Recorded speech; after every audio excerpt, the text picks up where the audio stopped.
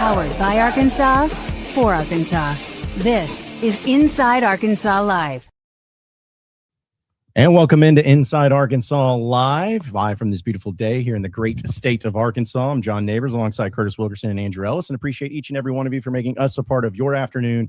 This afternoon, as we are live from Alumni Hall here in Fayetteville, 3417 North College Avenue, where if you come in here, folks, and get some of the great Razorback apparel, use code INSIDEAR20. You get 20% off your purchase. We're also going to be giving away one of these sweet Razorback baseball jerseys, but you have to come in, have to make a purchase, and you have to get into the drawing there. But we're going to have lots to talk about today. But fellas, it's Friday. We're at Alumni Hall. It's a big Woo Pig weekend. How are the vibes here on this Friday? The vibes are great. I always love it when we come out here. It's always a great time. And honestly, if Razorback basketball is not going to tip off until who knows when in the middle of the night, then you got to have some things to occupy your time throughout the day.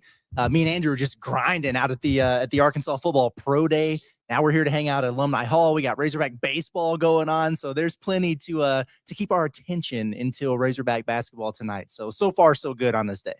Yeah, man, I'm buzzing, dude. I mean, the energy at that pro day was through the roof. I'm all in, man. There's nothing like watching Frank Mulipola run the L drill. You know, there's nothing better than that. But on a serious note, I am very excited for tonight's events. I'm excited to get to bomb because I think we're, got a very tense atmosphere, but it's going to be a fun one, man. There's nothing better than just a top 5 matchup in any sport where it's just like, man, we're playing the big boys. Let's just see who's better. Let's see let's see who's bigger. Let's see what's going on here. I'm also excited for our Pot at the Palace postgame show, which by my calculations should be starting around like 11:08 p.m. somewhere around probably, there. Yeah. It's going to be a late night, but it's going to be an awesome one. And man, how could you complain with all these athletic competitions taking place at the same time? Yeah, I mean, listen, you got football, you got basketball, you got baseball. I mean, you even got track. You got track going on here already too, and that's why for the beautiful weekend that it is, we're here at Alumni Hall because you got to get geared up for the big Woo Pig weekend. And they have a lot of things on clearance in the back here, extra percentages off. In fact, it may be so high of a percentage, you might even get it for free at this point in time because they're giving you some deals. So be sure to come by,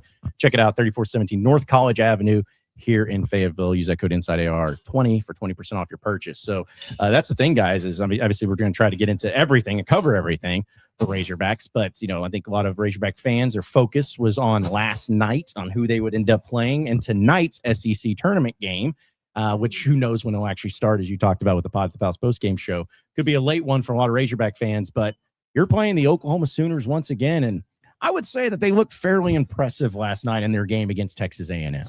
They're a different team now, man, than they were when we drove to Norman through the ice and the snow to see that basketball game because we thought it might be the last time we could see Porter Mosier again. It was his swan song, his retirement tour maybe, but dude's coaching like his job's on the line. His team is playing like their season is on the line, and they've been looking really good lately. I think it's 8 out of 10 now that they've won. They've got themselves not just back on the bubble, but if you believe Lunardi, and I know most people don't, but they're kind of right there on that first team out of the field situation. So then if you look at it from their standpoint, it's okay.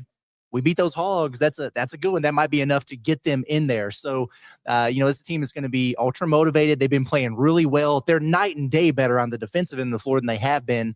Nigel Pack still makes a bunch of threes. We learned that the hard way the last game, but this is going to be a challenge for Arkansas, and they've got an advantage being well-rested. They should be healthy. Oklahoma, third game in 3 days. All those things factor in. Maybe that fatigue will start to show a little bit. I kind of hope that it does because the way that they've looked in the first couple games at the SEC tournament, they are a little bit of a wagon, not your typical 11 seed in the conference tournament, that's for sure. Yeah, there's a few things that give me some confidence going into this matchup. One, like you said, we already watched these teams play in Norman. Arkansas didn't play well in that game at all. In fact, it was maybe kind of the low point of Arkansas' season. They found a way to get it done there. Obviously, Oklahoma has come a long way since then. I also think the 3 days, 3 games in 3 days shouldn't help Oklahoma. If they're able to overcome it, cool. But I definitely think that's an advantage, a slight one for Arkansas, that they're coming in here a little bit rested. I also wonder, Oklahoma reached a point in their season where you kind of just say, all right, there's nothing to lose. We're, so many games under 500. Let's just do our thing.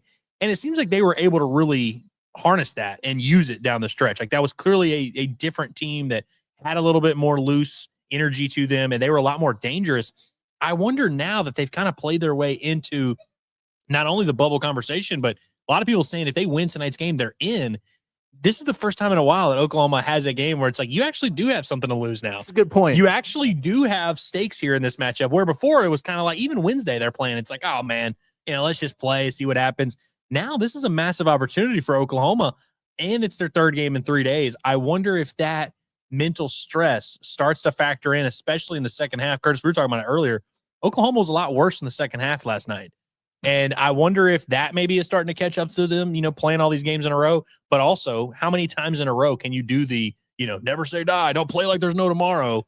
Well, yeah, there's been a lot of tomorrows here lately for Oklahoma. And so at some point, you'd like to think that would catch up to them. But, they're playing some good basketball right now. And that's what's weird about it, is because it's like they had a time in this season where they've lost 9 games in a row.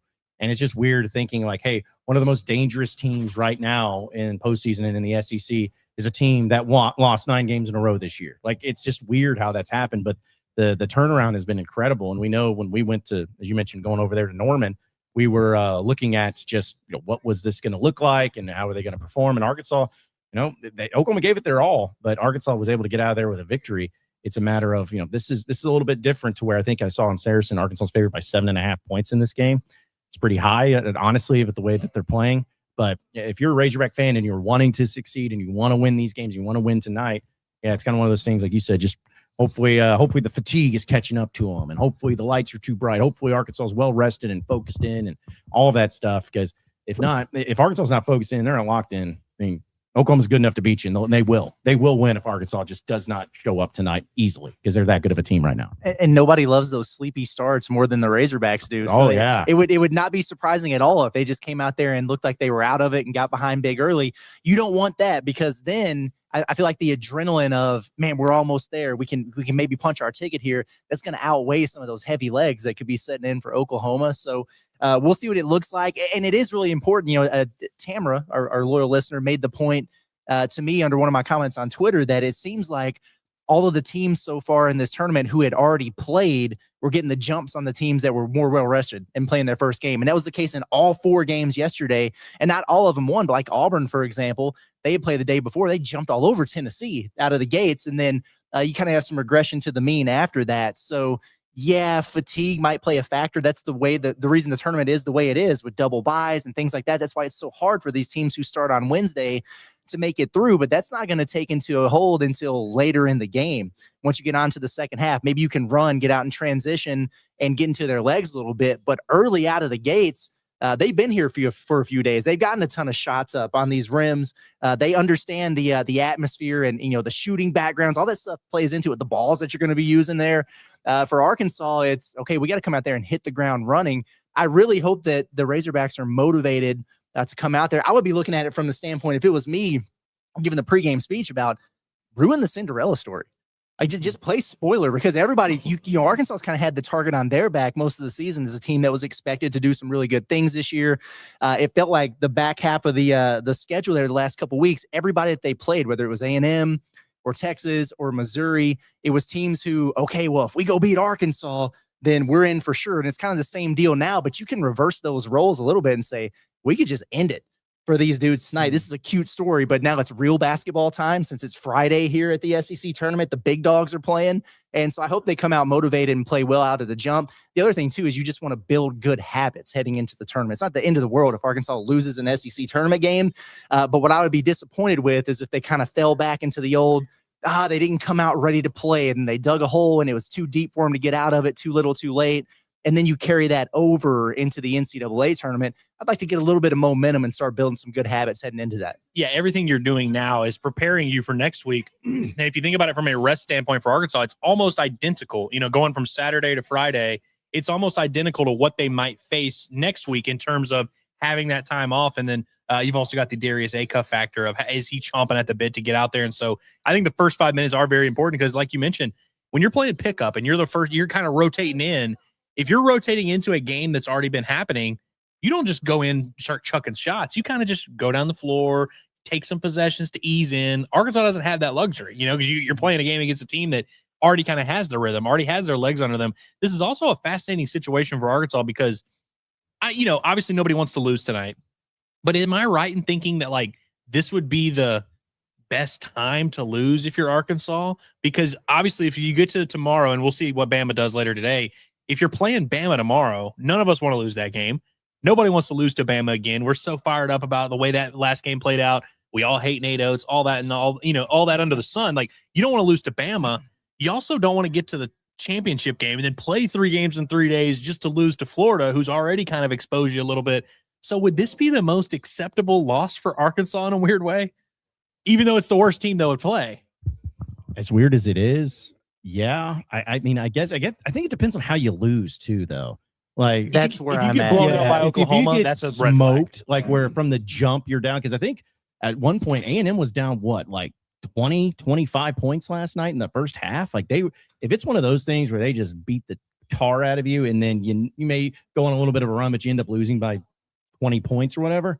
Yeah, that's not going to make me feel very good. But if it's a close game and Oklahoma's just feeling it and they end up winning by 4 points or whatever it is, like I can deal with that. As long as Arkansas just is the team that I've seen where they go out and they have a lot of offense. Like they look like the team that's looked like we've seen all year long, not the team that, as you kind of said, Curtis, reverts back and kind of looks like a team that looks lost, looks disinterested. Because listen, we all know the NCAA tournament is the no all end all be all, and that's when you got to play your best.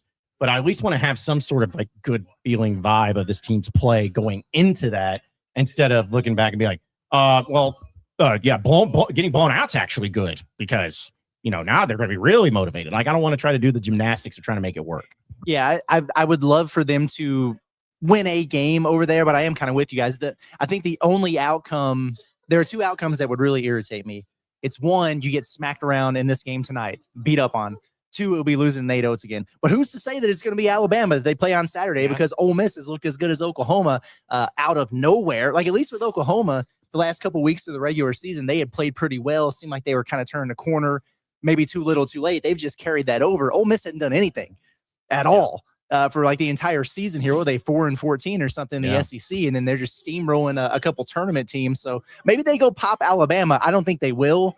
I think, maybe they can just make them work a little bit there. And by the way, I know we're talking a lot about this, and there's reason why, because Oklahoma, they're the story right now around Nashville with the way that they're playing. And everybody's been so down on this bubble for the tournament because all these teams are losing games, and people are, I think, fatigued about talking about Auburn. Well, but do they get in? The schedule is hard. They're 1 game over 500. Oklahoma is at least playing well, playing like a tournament team. So it's a cool story. That's all fine and dandy. Let me just be very clear on the record here. I think Arkansas is winning this game tonight. I think they're going to pull away down the stretch, and I think they're going to win by double digits. I just want to get that out there. Yeah, because I think we've been doing a lot of, the Sooners are good. Don't get it twisted here. Arkansas should win this basketball game tonight. Well, and how often do we in the regular season? John Rothstein loves to do the tweets where he's like, "This game has the feel of a second round game. This has the feel of a Sweet 16 game or whatever." You know what this game has the feel of? A 5-12 matchup. If Oklahoma's going to make the tournament, they would be in that 11 seed range, most likely in Dayton or something like that. You're going to face a team around that same level, and you're also going to be facing a team in the first round who's desperate, who has nothing to lose, who is trying to beat you, trying to be the cool story. This is perfect practice for next week for Arkansas. This is exactly like if you're trying to get game reps against what it's going to be like to face a 12 seed on a neutral site. This is pretty much as close as that as you're going to get. One thing I think that's also interesting to monitor throughout this weekend is obviously we've had the conversation about, do you even want to win the SEC tournament? What's more important? Yada, yada. I'm not trying to do that. But I do think there's a way for Arkansas to play 3 games in 3 days without it being the most grueling situation of all time. Because there's a lot of different ways this game could play out. If Oklahoma beats Arkansas, obviously that's not going to be too grueling for Arkansas. They'll just move on. If Arkansas beats Oklahoma fairly comfortably, now all of a sudden you're maybe in the second half able to rest some guys, able to kind of, take a step back and relax a little bit. Like that Missouri game was a very grueling game for Arkansas for the guys that played. That Alabama game was an absolutely grueling game, just a dogfight. If this game looks like that, then it all of a sudden affects that conversation, because then you're really like, okay, man, if Arkansas gets to Sunday, they're going to be beat up. What's that going to look like? There's a path to this game not being like that. And so that's another thing, when we come to have the conversation of like how far we want Arkansas to go and what we want them to do this weekend, if they can have a nice little easy, relaxed 40-minute game right here and win and play well and keep that good vibe going, I think you would check every box in the world for Arkansas. And so this isn't a situation where we're like, the Hogs better win tonight. But I think there's a path to Arkansas coming out of tonight's game feeling very good about themselves, which is just what you want to have this time of year. Well, and to your point, it's like if just assuming that Arkansas takes care of business tonight, and looks good doing it, then suddenly you get Alabama, more than likely. We'll just say it's Alabama. I know that we're going to feel good about that game, about Arkansas winning it. No, I'm not saying like it's a guarantee, but we'll feel good about Arkansas's chances. And then you get to the conference championship if you get past that one. So that's what makes this so much fun is like you get 3 games possibly, and 3 wins you an SEC tournament title. But in this game, and then no matter who you play tomorrow, you're going to feel great about Arkansas's chances in the end. The only team that I think everyone's talking about is Florida, because Florida's really good. And in fact, they're playing right now. They look good so far. Up 10 early right now. Man, Kentucky was 6 points in 6 minutes. That's a point a minute. I don't know if that's going to get it done against Florida, but still, like, that's the only team, and we'll see how it all plays out on that side of the bracket. But it's just nice to go into this SEC tournament, even though, I mean, you're the 3 seed, obviously, but just to be like, hey, there's only really one team I see in this entire conference that I don't like Arkansas's chances in. And even then, something could happen, something could go your way.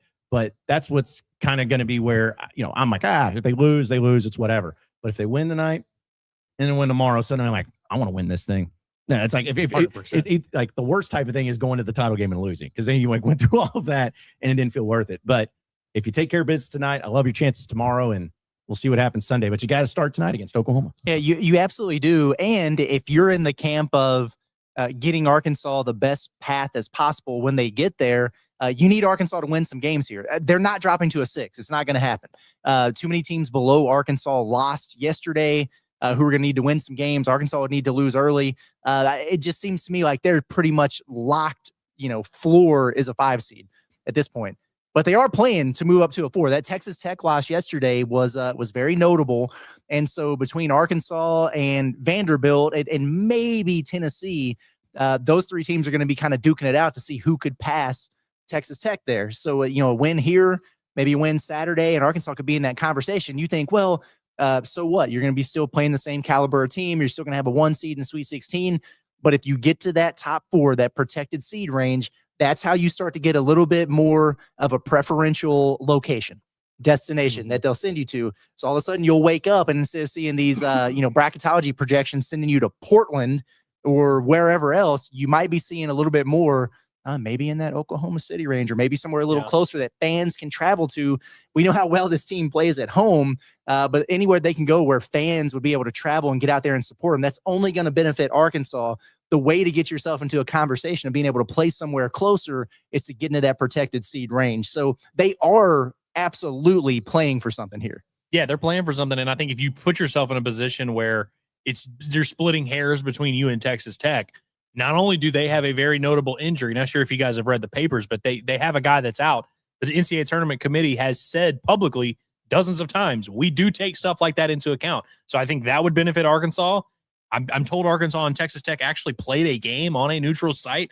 I don't know how else that, what better indicator you would have there. And so I think if Arkansas can, win a game, maybe 2 for sure. 2 for sure. I feel like Arkansas's got like damn near a foolproof case of like, this is a top 4 seed here, especially if you're deciding between teams like that. I guess Virginia is still alive in the ACC tournament, right?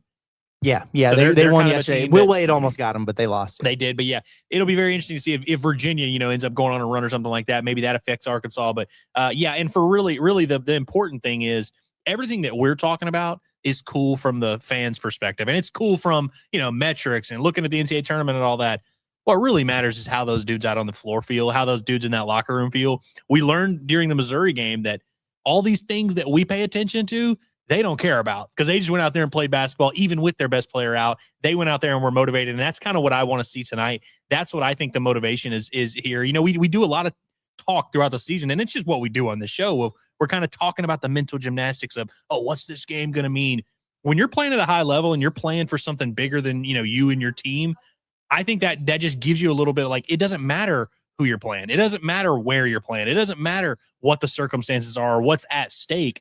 For me, tonight is not about that at all. Tonight is about just Arkansas getting closer and closer to being ready to turn that competitive fire up to 100. And it's, as we say, it's really hard to just turn that switch on. And so if Arkansas just kind of mails it in tonight, it's going to be really hard for us to just assume, next week they'll be fine. Yeah, whenever they get to Thursday and in Philadelphia, that's when they're going to really turn it on. I want to see Arkansas kind of show a little bit of purpose in this game. Show that, listen, you're not worried about, I'm not trying to win for NCAA tournament metrics. I just want to win because we're on a floor and there's a team out there that wants to beat us, and I want to ruin their lives. Yeah, it may sound dumb, but I also am like, I don't want to lose, because if that happens, then that means Cal's got a losing record in the SEC tournament officially at Arkansas, and I don't want that because he's won 75% of the games in the SEC tournament in his lifetime.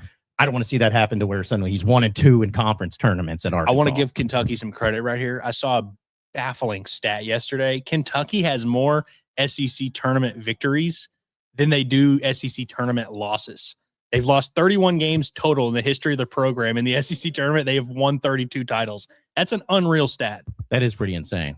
That is crazy. Shout out to John Calipari for making it happen. But that's just unbelievable stat. Yes. Well, they care a lot about it. That's for sure. But we're live at Alumni Hall here in Fayetteville, folks, 3417 North College Avenue. Come on by and use that code INSIDEAR20 for 20% off your purchase. Going to be giving away a Razorback baseball jersey. So come on by and put your name in the hat or in the box or whatever that is over there. And we'll be able to give that away at the end of the show here today. But I did have a vision or a thing that would make me laugh. And it's not going to happen just given circumstances. But I'm like, wouldn't it be kind of funny though if Arkansas went to the conference title and then they won it, but they beat Kentucky doing it, where it's like, here's why. If Arkansas got to the title game against Kentucky, I think they would be favored by 19.5 points. See, and that's what I'd be hopeful for. And the reason being is because you would have it to where not only would you beat them, but like Cal would beat them. And then they care so much about that championship and they care so much about the title. Like they care so much about a lot of things. And then it's like, we beat them. So that would be great. Right. What's going on over here? Georgia something. I don't know. We're fighting them. I don't know what Georgia team is in town, but they're all going into Whole Foods. I thought for a second we were about to have a Mississippi State That's baseball what I was looking at. team lunch at Cava. We were about to blow that up. We were about to just pause the show and be like, hey, we've got to go heckle these guys. No, I just go over to Brian O'Connor, be like, Brett Eibner, boy. Like, come on, like, just do something like that. Okay, yeah, because I was wondering, because I saw the bus, and I was like, it looked like the UPS truck, but then it was like, no, that's a team bus, but I couldn't see the logo. So Right. There's a lot of schools here for some track event. It's a track event. I saw Illinois around the square last night.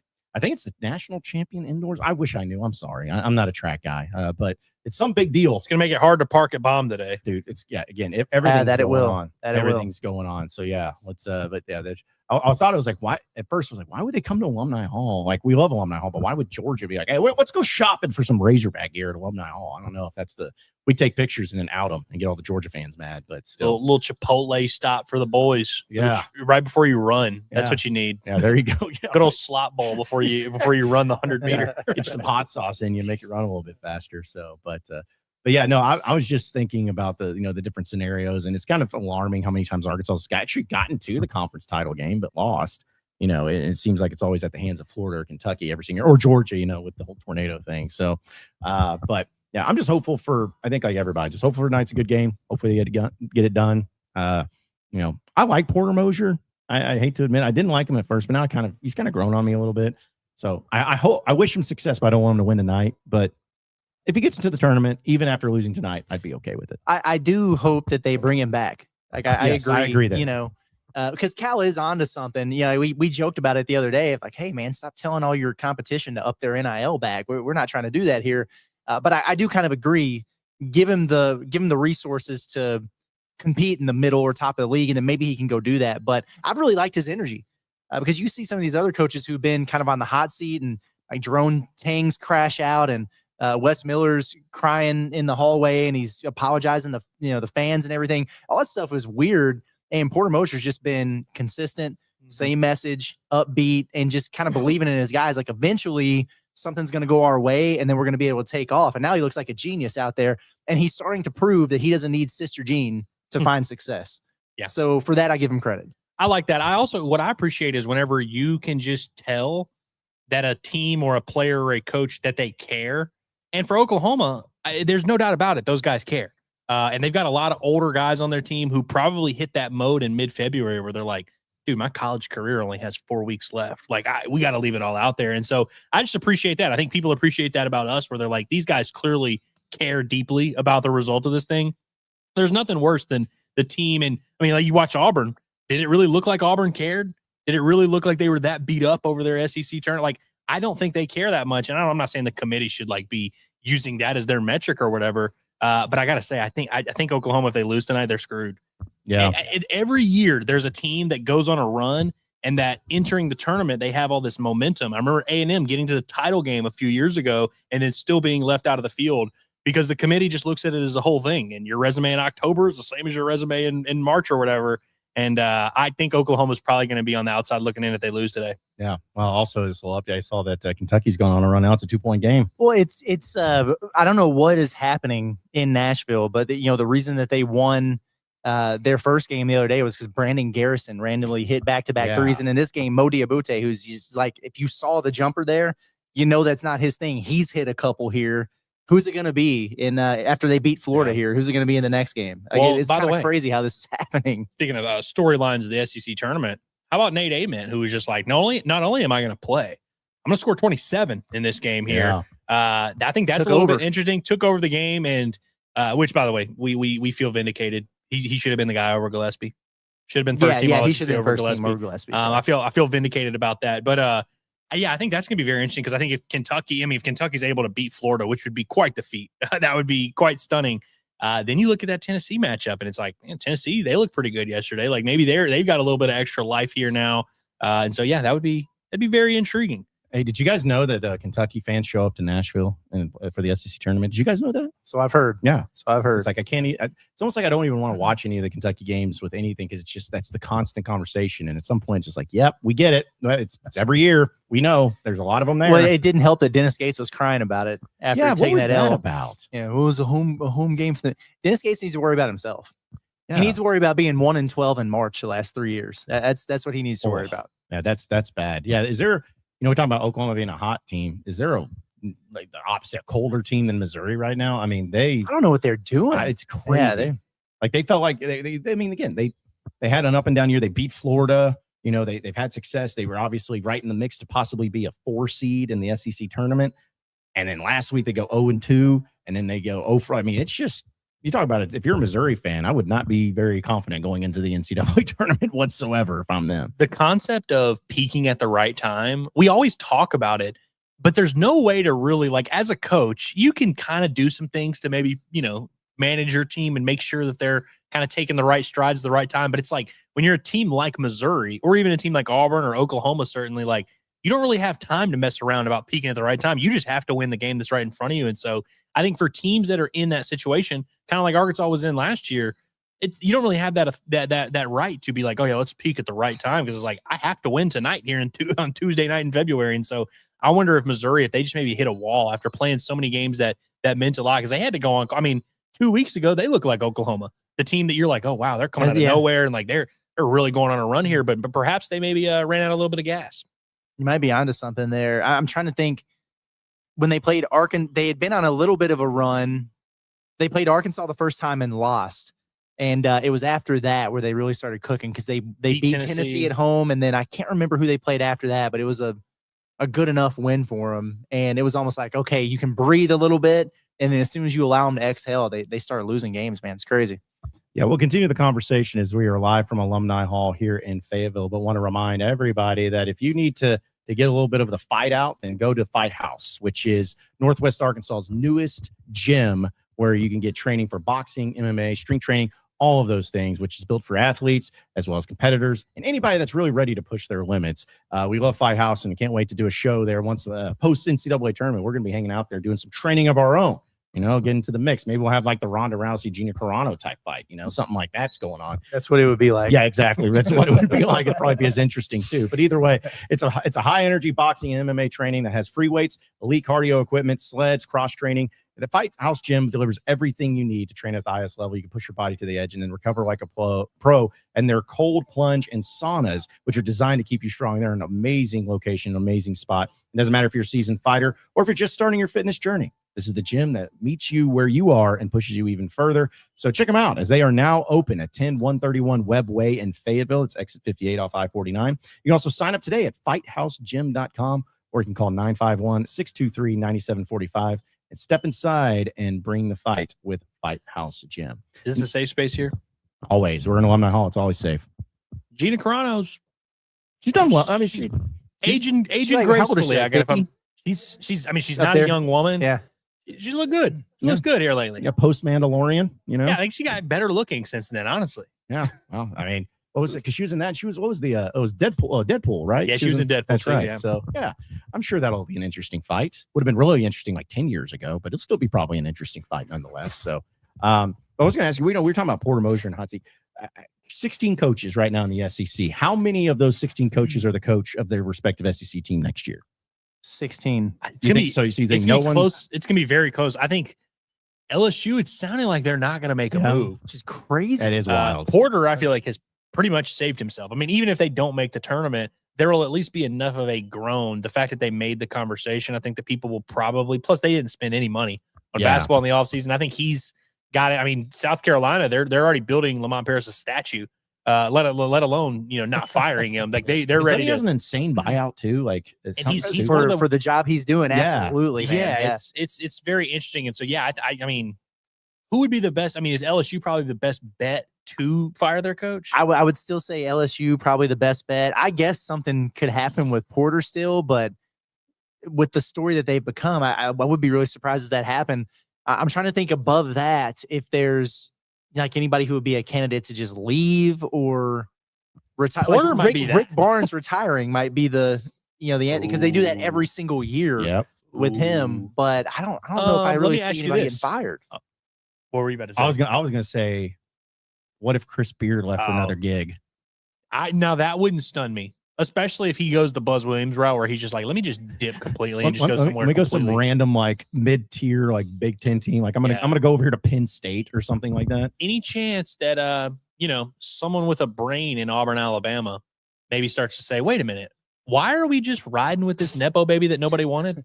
No, that's not going to happen this year, but it should. You got to at least have the conversation, right? And be like, wait a minute, we hired this guy because we had no choice. People forget that. They had no choice but to hire Stephen Pearl at the time it went down. Now that you have an offseason, you do have a choice. If you're running it back with him in year 2, that's because you want to do that. That's a little bit different than, 3 weeks before the season, now we don't really have a choice. Let's just go with them. Now you have a full offseason. I know they probably don't want to piss off Bruce, but it's like, how bad of a look was that? Bruce standing there.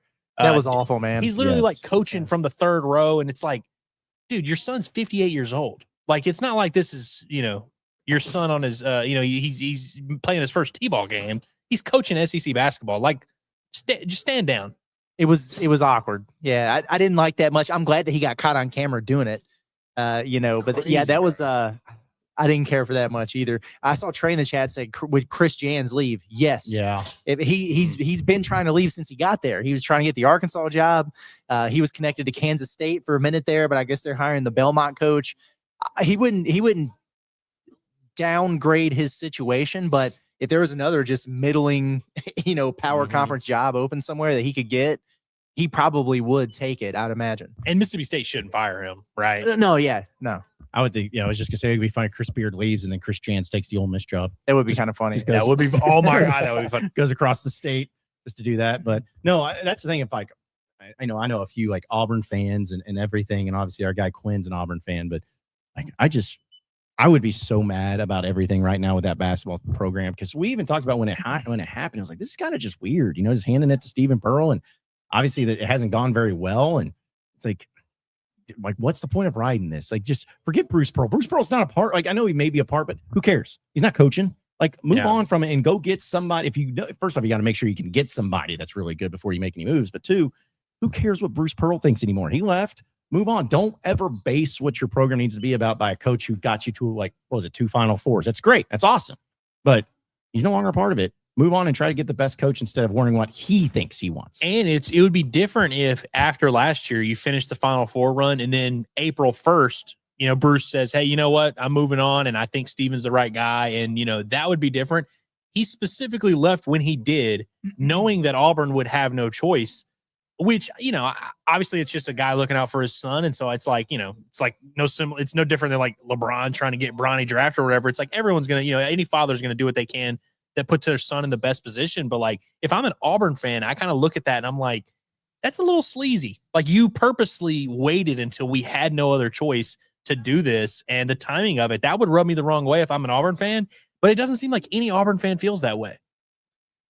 I think you're right about that, man. And it's wasn't it? It was, I think it was the day before they started official practice. It's like a month or whatever before the start of the season when they did that. So you're right. Like there was nothing they could have done to like go through a hiring process or whatever. That whole deal was weird. And now I'm thinking back about how all of it happened, because you remember they had like the recorded, I'm at my desk, I'm crying, I can't give 100% anymore. Here's my family, love my son type of deal.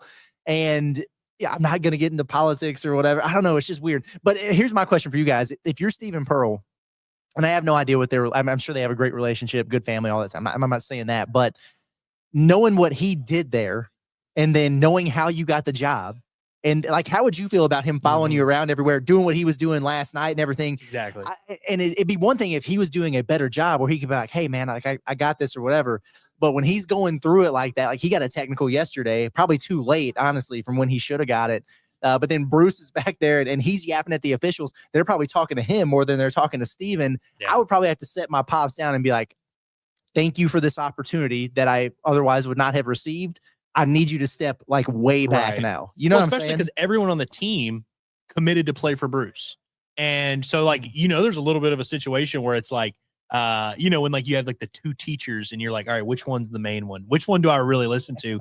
That aspect has to be in there too. And so, yeah, for just optics, if you're the head coach of a program in the SEC, you don't want there to be any discrepancy about like who the guy is, like anyone questioning your authority. So I would definitely not want Bruce that heavily close to it. But at the same time, you can't bite the hand that feeds you. And when you get fed a job, what are you supposed to do? Tell the guy who gave you the job, hey, all right, get out of here. Well, that's the thing. Like, I don't blame Stephen Pearl for being like, yeah, I'll take the Auburn job. Like, yeah, sure, I'll be that coach. Of course. Like, but I'd take it if they offered it to me right now. Yeah, like, but that's the thing is like you got to think of it from, like, and I don't have a kid, but it's like this is why so many probably said the same thing. Like, you know what, maybe go and start at a smaller school first. Like do that and then maybe leave. I don't want to say his dad's teeth, but like leave and go coach somewhere while he's still coaching Auburn, see how it goes, have some success. And then after 3 or 4 years, when Pearl decides to deuce out, then you step in. But it's like, right off the jump, be like, hey, I'm coming off of these great years. I went to a few Final Fours. I'm going to leave at this time. And he's going to step in. Again, as an Auburn, as that happened at Arkansas, I would be like, I don't like this. I don't like this. I love you, Pearl, or love you. If Cal did that with Brad, I'd be like, no. We would definitely, as a fan base, we would not. I mean, we joke about it all the time. It would be weird. Yeah. And it's not anything against Brad. It's just you are that level of a program. You don't like it's the same thing with like a Dave Van Horn. If you're that level of a program, you don't make hires like that. Like the John Shire deal at Duke's a little bit differently because he was there forever and Coach K was there. And he's not Coach Son. Yeah, he's not his son. But when it comes to like, if you're that program, that's not what you resort to. You don't be like, well, let's let Bruce Pearl, let's tell him. No, you're a program that goes out and you can get the best dadgum coach and you don't have to worry. Let's give it to this Nepo baby who has never coached major college basketball. And it'll be fine. This is not what you do. It's going to hurt you in every way. And I'm not, trust me, I'm not advocating for this. I'd say Tyler Eulis ahead of Brad or whatever, but at least Brad has some experiences. True. Like at least he left, he went to, Detroit Mercy or whatever. And he was playing ball. Was it Vanderbilt? But then he was at Vanderbilt with Stackhouse doing some things. It's like, at least he's experienced some different things. He's had a different, I know I just said experiences like 10 different times. I don't know how else to say it. Right. But something that's not his dad to build off of. Like he's seen the way that other programs operate. He went and played in a different one, and then he's coached in a different one. And so you can just draw from other places. He probably has other connections and everything. Maybe Steven has that. I don't know. Well, wasn't he like not even in basketball before medical he joined? Cells? Yeah, which I mean, like, great business. I'm sure he was doing fine there, but it's like, yeah, to that point, it's like, I don't know if, because it's like you can compare it to some of these other guys, like someone like Ryan Day when he got the Ohio State job. Ryan Day was like one of the most respected coordinators in the country, and he didn't just sit there and hang out with Urban Meyer for 20 years. You know, he was out there doing other stuff, and so yeah, it is. There's really not a situation that I can think of that matches this Auburn situation. And I'm hoping, and I feel bad because it's like I'm crapping on Stephen Pearl, but I'm not. But I'm hoping that a lot of other schools that see this, if this ever pops up, where it's like, hey, how about my son takes over? No. Yeah. We saw it at Auburn, and we will have a very clear example. If John Calipari starts planting those seeds in a decade, we will have an example to say, hey, actually, we know this is a bad idea. Yeah, don't do that. So we're live at Alumni Hall here in Fayetteville, 3417 North College Avenue. Come on by, use code HOGS by 20, or No, Hawks by 20 still works. Inside AR 20. You can use either one. But you still got to the month of March to make that happen. 20% off your purchase. So we got an update here, Curtis. Colin Chandler, he just tried to put Condon in the rim, and it did not go well for him. I can't imagine why that didn't go well. Oh, look at Doug Shows, man. He's looking good, isn't he? So what are they reviewing just to see? I think to see who it went off on, because it looked like Condon blocked it, and then maybe it went off of Chandler. But I'm about tired of that Chandler kid. I see this from Jaded Sports Fan says these refs in the SEC tourney are letting a lot go. Games have been physical. I hope the Hogs are ready. Yes, because that's another part of this. Two other things about playing a team that's already played over here is, one, you got to get they are used to doing the little 25-minute warm up and then getting out there. Arkansas and all they're out there 90 minutes beforehand. It's like you have to adjust and get yourself ready to play a lot quicker. That's going to be one thing they have to adjust to, which you'll have to do in the tournament. So that's fine. But then also, yes, the level of physicality that they've been letting these teams play with on both ends of the floor, really, it is different than what we've seen in the regular season. Oklahoma's been going through it for a couple of days now, so they kind of know what they can and can't get away with. It'll be a little bit of a feeling out process for Arkansas, but they just got to come out there and be ready to play physical. This might be the best thing that ever happened to Nick Pringle. Honestly, he might get away with some of that nonsense. And you don't think he'll have 4 fouls in 13 minutes? Man, based on what we've seen, if he does, then he just really is a hack. Hey, listen, I will forgive all of Nick Pringle's stuff because of the officiating and the way it's called, and they lighten up a little bit in postseason. If he just starts to be the Nick Pringle we were all hoping, he's like, oh, it wasn't him. He just needed the officials to help him out. Postseason Pringle is different, man. Yeah, postseason Pringle. So he's going to come alive, but. Yeah, I'm hopeful for that. But either way, yeah, I'm glad they're doing reviews and stuff, because that means the game's, just going to get pushed back and pushed back and pushed back. So it's going to continue to be a late one. But Florida's got an 8-point lead, it looks like, right now. So did weather the storm of the Kentucky Wildcats and what they've been doing. So and then the game after this one is at the Tennessee Vandy, which I'm weirdly fascinated by, because they've already played each other twice this year. Yeah, so. and the last game of the regular season they played. Yeah, that's right. Yeah, you're right. Yeah, so neutral court there. Who's going to have more fans there? Probably Tennessee, yeah. Which is crazy, but you might be. I think you're probably right. Yeah, even though it's should be a home game for down them. the road. Yeah. But then you got Alabama and Ole Miss playing later this afternoon, and then of course Arkansas and Oklahoma going to be playing the nightcap. Mm-hmm. Yeah. Honestly, if I would even allow Kentucky to beat Florida if it meant that Ole Miss beat Alabama. And then Arkansas has to win too on top of all that, right? Sure. Yeah. But I'm willing to just I don't even need a guarantee from the gods on that one. Yeah. I'll be willing to play it out. If Arkansas's path to the title is Oklahoma, Ole Miss, and then Kentucky. Tennessee or Kentucky, it's like that's a good deal right there. Man, I again, when I was talking about how funny it would be to win the title no matter what, but if you beat Kentucky in the title game and then Cal's just going out. I told our guys, this wasn't really a big deal for us to win this, but they went out and won it. It's such a big deal to them, and I know it's a big deal to the other team too, but we took care of business. So I'm hopeful for that to transpire. I really think people would be stunned to know how little. Obviously, they're guys talk about it. I'm sure there's some guys in the locker room who are like, "Oh yeah, if we win this, maybe this happens." I think people would be stunned at how little that actually factors into getting these guys ready to play. I mean, because you've been in a locker room, Curtis. Do you sit there and say, "Hey guys, we're ranked 19th right now in the latest polls or whatever"? It's like you really don't do that if you're in that locker room. That's just not really what gets you motivated. I'm sure it helps, but it's like that's not the conversations that these teams are having usually. It's more about for me, it was always more about making it kind of personal with the actual matchups, right? That you had. You use it when you need to use it. Yeah, exactly. Yeah. I've wondered just. If you're a coach, the different ways you approach it and the different ways you do it, teams like desperation, like we're talking about Oklahoma, they're approaching it the same way as these other coaches that were like, hey, we're in the tournament. Who cares? Like, is Nate Oates because I think they've won 2 tournament titles under Nate Oates, I think. I remember them beating LSU one year and him telling Will Wade to get the F off the court. Yeah, he did. Remember that? Yes, I do. That was in Nashville. It was the year, the COVID year that they played. Like 2021? Yeah. Gotcha. Yeah. I forgot about that. I just remember that anytime I remember Alabama SEC tournament, that's immediately what I think of. Yes, man. But see, Nate Oates, man, I know it's completely random, but he's the worst, man. Because remember the game, I think it's when they beat UConn or Houston. It was on a buzzer beater, it was controversial. He goes and holds his hand out to nobody because the other coaches, he's just like, oh, what's going on here? I'm like, you're the worst, By the way, man. shout out to Tom Murphy today. We were at a pro day, sitting with a couple of the other media guys, and I think I said something along the lines of Nate Oates not getting into heaven. And Tom, we were having a lightheaded conversation. Tom whipped in a shape real quick, and he was like, hey, we can't judge from down here, man. And I'm like, all right, fair enough. True. My bad. We were smiling, laughing. When I said that, his face dropped. Whoa. He's like, whoa. What's crazy here? You don't get to make that decision. I'm like, all right, fair enough, Tom. True, so you thought you did. You're not going to play God on Tom Murphy's watch. No, I bet. No, not at all. By the way, I know there's other SEC games, but I was laughing because I'm like, I could care less about a top 20 matchup between Purdue and Nebraska. I'm like, that's a tough watch, man. That low key, good grief, dude. That might be a future Arkansas Razorback victim winning that matchup. Indeed. I'd be I see that bracket Either that we one of got those teams, underneath right? here that talks about Where's that. Nebraska at these days? Nebraska's a 3.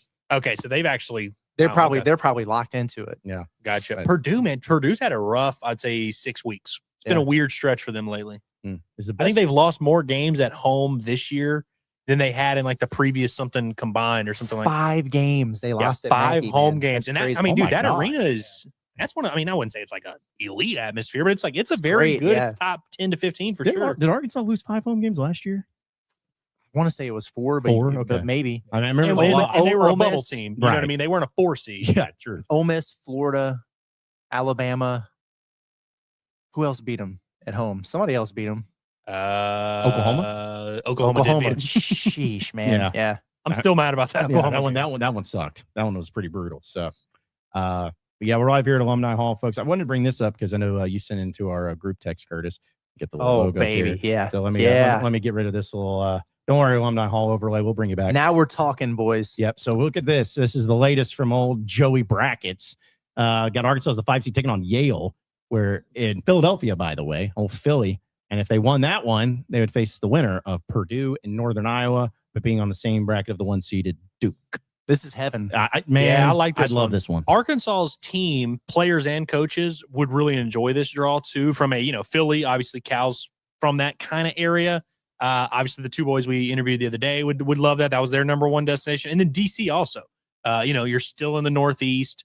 I think that would be would that be the closest Arkansas's 2 destinations that have ever been? 1,000%. Yes, you're right. Far, And honestly- not even close. And honestly, we as traveling people ourselves, we have to make a decision. Be like, we should just We go should- straight. yeah. Because honestly, it'd be so much. Luckily we will know on Sunday if that's Right. what it is. It's not like, oh, you're in Philly and we'll tell you on Thursday where you're Right. going. We could pull a Josh Payton, take the train from Philly to Philly watch. to Dude, DC. that actually would be awesome. Dude, doing shows live from the train would be pretty sweet. Like, because we thought about last year. Even it's like, oh, problem is when San Francisco's like, okay, we can't really do that. But this is a little bit more realistic if this ended up happening, to where it's just like, I mean, sorry, Curtis, you may have to tell Michelle and Wesley, be like, hey, listen, we're just going straight to Figure it Washington. out, You can hang out I've over there. already spoken to the grandparents about coming up in my absence and helping out a little bit. So that'll be I feel so that'll be bad because, and I don't even have a child at home, but Hillary misses me when I'm out of the house.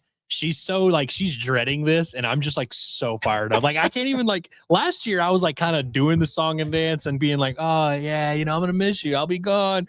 This year I'm like, dude, I'm so excited to travel. I don't even care. I can't even do the brave face and be like, oh yeah, sorry, babe. I'm fired up. Yeah, because we only traveled for 1 basketball game, or well, I guess 2. We went to Dallas, and then and we y'all went to Auburn. both day trips. Yeah, and then we went to Oklahoma. Yeah. So Oh, you're talking about this year? I'm sure. this year, yeah. And then so we haven't done as much because last year you guys went to TCU, we went to Auburn, we went to Dallas for Baylor. Yeah. I guess that was it. I guess that was it. Yeah. So maybe Yeah. it wasn't that big, but seemed like there was a lot more. But either way, I'm excited. I'm just excited to see where they end up, and we'll know on Saturday at 5:00 ish. We'll see. So be sure to tune in with our live stream selection show. So we'll have our raw reactions. We'll either be really excited or Now, really upset. last year, I'm putting you on the spot here, producer John. Last year, you were able to pull a bracket up, and it was filling out in real time as you trying to do that again? Yep. Nice. I already got That was pretty cool, man. I got a Yeah. formula. So we're in gonna do place. we're gonna do picks at the end of the show. Well, it was because what we did last year during the selection show, as the games were announced, they were popping up on that online bracket and Gotcha. coming up on our screen and everything. Yeah. But we're definitely doing the pick. I don't know. Yeah, Maybe yeah, do that Monday or something. But yeah, that's That's Yeah. my favorite show of the year. No, yeah, it's so much fun to do. So yeah, The one that we did on a show, I feel if I remember correctly, the one that we did on the stream was better than like any bracket that we actually filled out separately or something like that. yeah.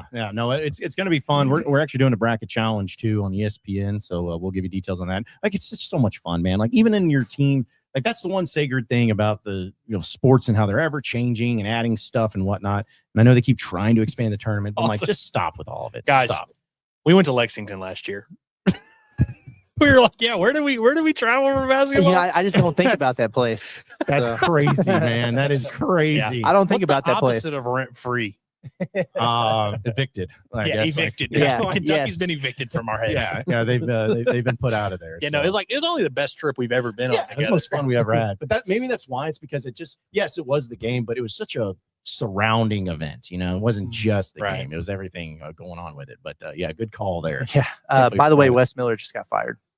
No Officially, way, at Cincinnati? Yeah. Man, they look so good.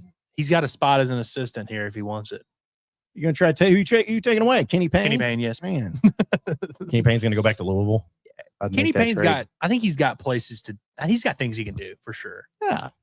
Because did he go to the NBA for a split second? Am I making that up? He was about to go to the NBA before he came to Arkansas. Right. Maybe that's what. Not the head coach. I don't think. Right. But yeah, he could definitely be like the Corliss Williamson for someone in the NBA. Yeah. Corliss has had like a long tenure coaching in the NBA. Yeah. Remember when Joe Johnson was going to be on staff? I do. He showed up dappered up to that press conference, bro. He was suited up. He was like, he was ready to interview, man. I love ISO Joe. We all love ISO Joe. But that was a little irritating to me because I'm like, man, you haven't been back here in 25 years, and then Cal gets hired, and suddenly you're here and you want the job. Come on, man. 10 days later, he was hooping in the Big 3 tournament. And he was like dropping 38 on guys. Yeah. Cool. Okay. Ryan asked if Wes Miller is related to Sean. I don't think so. It's Sean and Archie, right? Yeah, Sean and Archie. I don't know that Wes is. I think he's just a Miller. Yeah, Which is a common last name. Maybe he's related to High Life. Yeah. Well, Miller's kind of a common name. Could be Reggie Miller. Could be Big O Oliver Miller. I mean, there's a lot of Millers. What was it? Who's the Miller that played at the Heat? Where is by the way, where is Archie at these days? Rhode Island. That sounds right. I think he was. I don't know if he's still. So he replaced the other brother because you had the Hurley brothers had their stop in Rhode Island. Shout out to now they've brought in another prominent college basketball brother. Yeah, talking about Archie, right? Is what you were asking about? Yeah. Well, shout out to Bobby Hurley getting fired. That was officially. Yeah, he's official. He's at Rhode Island. Okay, there you go. Yeah, gotcha. But Bobby Hurley got fired yesterday, so no more. What was it? John Rossing's Bobby Bleep and Hurley or whatever it was. So no more of that. Mike Miller, by the way. By the way, I saw John. This won't take long. I saw a John Rodson clip because they were asking him about all of his little things, and he has one a home game at VCU's arena that he says more life changing than a 10-day trip to Europe, a trip through Europe or something like that. And the reason he does that is because he had an ex-girlfriend who was telling him like, you need to be more cultured. You've never even been to Europe. And he responded in real time and was like, well, you've never been to a home game at whatever their venue is at. And it was like during the Shaka Smart days. And so now every time he tweets that out, it's like a subtle jab at his ex-girlfriend, which makes me appreciate it a little bit more. That's great work. I wonder how many of them are cases like that, where it's like he was in a convo with someone and just was like, oh yeah, John Calipari, the last Corleone. Oh man. Well, we're here at Alumni Hall, folks, but we'll get to some of your chats and some of the other things going on in the sports world. But want to remind everybody that Hickey and Hall Law is the official law firm of us here at Inside Arkansas, because we know that any of you that go through some of the legal cases, whether it's divorce and custody cases, criminal cases, civil litigation, personal injury, estate planning, all those things are extremely important, and you don't want to ever face them alone. You don't want to ever have to deal with them by yourself. You want to have pros that are helping you each and every step of the way. And that's what Hickey and Hall Law does for you. They have offices across the entire state of Arkansas in Fayetteville, Fort Smith, Little Rock, and in Mena. And if you need help with not just these different cases that we list off, but any cases that you need help with when it comes to getting legal advice, give them a call today at 479-434-2414. That's 479-434-2414. Or you can check out their website at hickeyandhall.com. You can also scan the QR code right there on your screen. It's Hickey and Hall Law. Things are about to get better.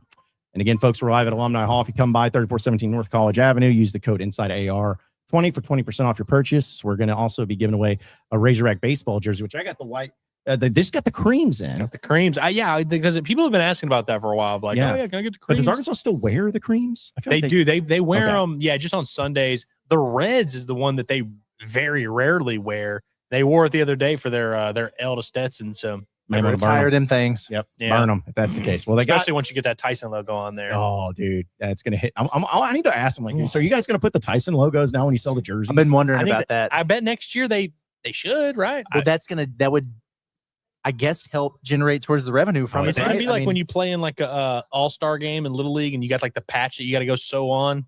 You know, maybe they'll Yeah. just send you the patch separately and you got to go just iron it on. You know, Yeah. Well, I'm wondering, will that also this is stuff I'm curious about? Will that also set it up to where it's difficult to have the players' names on jerseys now? It's just generic, but like, will they be able to? Because Tyson will be like, hey, we're gonna sell, Andrews's jersey in basketball, or are we going to sell Ryder Helfrich? I don't know. I'm just wondering there if that's going to be the case. oh, that JJ Andrews jersey He'll sell should go out triple quick. platinum in the frats. You know, Oh yeah, well, that's what I'm saying. Like, I feel like there's a missed opportunity. Whoever's in charge of making that happen, make it happen where you get players' jerseys. Especially, listen, we love DJ Wagner, but it's like, man, if you had a Darius, and I think they sell them at one store, but it's like if you had a assortment set of A Darius cuff. stuff, yeah, that set A cuff and everything, but. Like, yeah, start making that happen. Another way to generate revenue, because I guarantee you, even if you charge like $10 more than a normal jersey, people are like, I'm Yeah, buying it. for sure. $10 goes to NIL. Yeah, everyone's going to be buying it. Everyone's going to be involved there too. So, but yeah, they have all the Razorback baseball jerseys. They got the white, the cream, the stripes, the grays, and the reds. So, I mean, we're talking about 5 different versions yeah. of Razorback baseball jerseys here, as well as all the hats. They have a lot of clearance going on the hats back there as well. And and they got all sizes, so you better get in on it. And the BP, is that what you call it, Andrew? The BP? BP tops, yeah. BP tops, yeah, those are pretty nice as well. So come on by. Which, speaking of, Arkansas Mississippi State is coming happening this weekend. Yeah, how we feeling, Andrew? Like, I'm excited about this. I'm excited too. I'm obviously like nervous too. Yeah. I mean, it's a very nervous thing, and you're playing a really good team. Arkansas could play well and lose this series, and it's very possible. I just love it because it's an opportunity, one, to kind of like, silence a little bit of the noise, but also it's like, your goal is to get to the College World Series, get back to being in that top, 5 to 10 range. What better way to prove that you have that capability than being at home? You've got the number 3 team in the country. They're on an absolute bender. Their lineup, everyone in the lineup's hitting over 300 and stuff like that. Yeah, I mean, this is a big test for Arkansas and their pitching staff, and I just want to see them kind of show up with some attitude. Like, we'll see how the games play out and how we feel about it or whatever. It's not going to be one of those things where it's like, oh, I'm going to lose my mind if they lose the series or anything like that. But if they're not competitive and every game doesn't feel like a dogfight and every game isn't tense, 9 innings, you're kind of, wondering, then it would really concern me, because I'm like, dang, y'all really just aren't on that level. You're really just not ready for that. I know the boys are fired up, and as you should be. I mean, you're at home, you're playing a great team. It's a big opportunity for Arkansas, man. I think everyone's all obviously worried about what Mississippi State can do to Arkansas. But Arkansas can do some things in Mississippi State as well. And I think this is a huge chance for this team to kind of show this fan base, this is what we're all about. Like, I understand that, you're mad. I understand that you're right to feel the mad. The standard has not been being reached, but, here's a chance to shut us all up. Go ahead and do it. I'm going to listen to you and Cameron on the Bombastic before first pitch. But I like that. I hear so much about Mississippi State and that lineup, the way they swing it. What are they like from a pitching standpoint in terms of what they can do in an Arkansas lineup that's kind of struggling anyway? This is going to be interesting. One, because the arms that have given Arkansas trouble this year. Now, they did face a really good lefty in Arlington at TCU, and he came out and closed that game, and he threw like 3 scoreless against Arkansas. That was a lefty throwing 98, but most of the arms that have given Arkansas trouble have been like, 89 to 92, just like experienced righties, from mid-majors. The 3 guys that are starting for Mississippi State, all 3 sophomores, all 3 like pitched a little bit last year, especially their Friday night guy. He was basically their Gabe Gackle as a freshman, where he was like their freshman closer that had 3 or 4 saves. Now he's their Friday night starter. All 3 have really good stuff, like mid-90s fastballs, mixed 3 or 4 pitches. But all of them are pretty unproven as starters in the SEC. So this is a huge chance for them. And I think with Mississippi State, the roster's really good. The lineup's great. They have some arms in the bullpen. That's going to determine if Mississippi State is a top 3 team or a top 12 team, is how good are these 3 sophomores in the rotation. I'm not looking forward to facing that lefty on Saturday, but I think it's going to be interesting. Like, I think Arkansas is obviously there's some capable bats in this lineup. Will they have that 1 through 9? We'll see. I think you're also going to see a little bit of a different Arkansas lineup tonight, where it might be just guys all over the place that get in places you maybe didn't expect to see them. Well, that's the thing is like, we talked about the tensions being high. It's one of those deals to where it's like, you've been covering baseball. We've been watching baseball a long time. I can't remember a time going into like an SEC opening series where it just feels pressure and tension. Like there just feels, which if we feel it and fans are feeling it, the team's feeling like it's there. And so it's a matter of how are they going to respond? How are they going to handle that? Because I know there's a lot of new faces, but there's a lot of guys who were on the team last year and even the year before. They know what the standard is. And it's almost like going into this game where, I'm not saying Arkansas is going to get swept, but I also don't see them sweeping Mississippi State. No. So it's like it starts tonight. Like the game, you have to win tonight. And if that's an obvious statement because game one always means a lot, but like if Arkansas loses tonight, they ain't winning 2 in a row against Mississippi State tomorrow and Sunday. I see no chance of that. Yeah, and you think back to last year with Arkansas basketball when Cal first got here. Obviously, we were all excited for Cal. We were excited because, put this great team together, whatever. But then early in the year, there was a moment where we all kind of looked around and we were like, these dudes haven't done anything. Like they have to kind of show, you have to like earn your stripes with the fan base. They have to see you beat good teams. They have to see you overcome adversity. They have to see you come out of the other end of it. And so obviously I think some fans take it a little bit overboard, but it's like for a fan base, it's like, why would they have fallen in love with this team? There's some good players. There's some guys you should be excited about, but it's like as a team, you haven't really seen these guys rise to the occasion in a huge way yet this season. And so this is a huge chance for them to kind of get that out of the way. And, we see how quickly it can flip. Because, in January last year, I don't think there was a Razorback basketball team that was as annoyed by the fan bases were more annoyed with. And then by the end of the year, it's like we had a deep connection with that team where we were like, man, all right, those guys came out of the other end of it. It can flip real quick on you. But, yeah, that's something this team's got to overcome. And, you can complain about it and you can say, oh, yeah, it's tough to play here, man. These fans are crazy. But it's like, you're trying to play in the big leagues. You're trying to play at the highest level possible. You came here to play in front of a fan base that cares and lives and dies with every game. Step up, man. Like this, and it's not just a, you better step up or we're going to hate you type of thing. But it's like, if you want, you come to Arkansas hoping to play in Omaha, you come to Arkansas hoping to be loved by a fan base like this. This is your opportunity right here. And you're going to have plenty, throughout SEC play. But this would be a nice statement for Arkansas to make and kind of show people, hey, the sky's not falling. We can rise to the occasion when we need to. Now it's just about kind of finding that consistency. Yeah. You come to Arkansas to play in a weekend series like this one this weekend against the top 5 team. Like this is what you do. So, and Brian O'Connor, man, he's motivated his first year at Mississippi State. So yeah, it's going to be a big one, man. It's going to be a beautiful weekend, it looks like. So that's nice.